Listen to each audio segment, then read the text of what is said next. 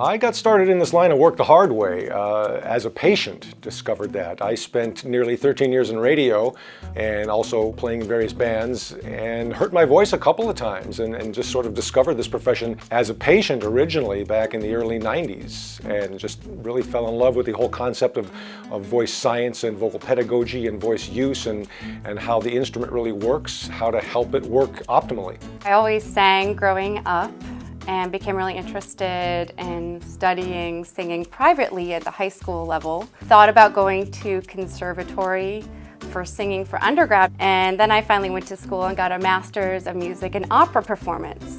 You know, I always had sort of a caregiver personality, so I wanted to see how I could incorporate that into my singing life, and really found that this was the perfect marriage of my love for singing and my love of helping people. Right now I work mostly with people who use their voice to make their living in some way, whether they're singers or actors or teachers or broadcasters or litigators or lobbyists or what have you. Anyone who relies on a good healthy voice to do what they do for a living is who I see. When they get into any kind of vocal trouble, we bring them in a room like this and work with them to get the most out of their instrument in the healthiest way. My goal is to get someone's voice back to where it was before they had an injury or an issue.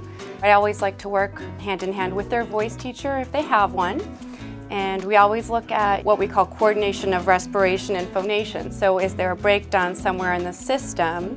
So if the breath isn't working at its maximum, we try to get that working. If there's something going on tension level in the larynx, we try to work on that.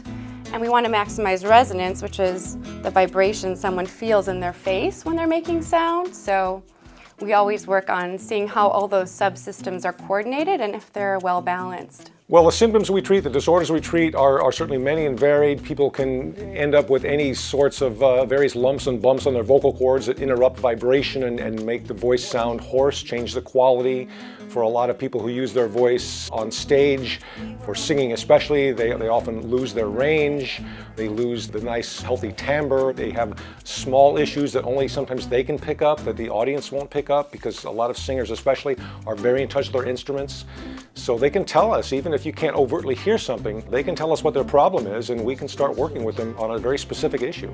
I think our center is pretty special because we have a unique opportunity to work hand in hand with our laryngologists. So we see patients together when they come in for their appointments, and we kind of decide together if it's a combination of therapy, medicine, potential surgery, you know, looking at the intersection of those to see what could best serve the patient. And then as they come for therapy, we have this lovely music room which is unparalleled and offers opportunities for people to play the guitar, play the piano, record themselves to really simulate what a performance-like setting might be, or even a recording type setting, so they can get that real-time feedback with the instrument they use.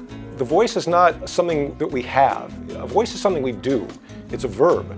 And a lot of times the doing of voice is sometimes such an overdoing, and in some cases it's an underdoing. So we have to find that nice neuromuscular cooperation to get the instrument to work optimally without too much pressure. And so the vocal cords vibrate smoothly and robustly, and the voice quality is as good as it can be.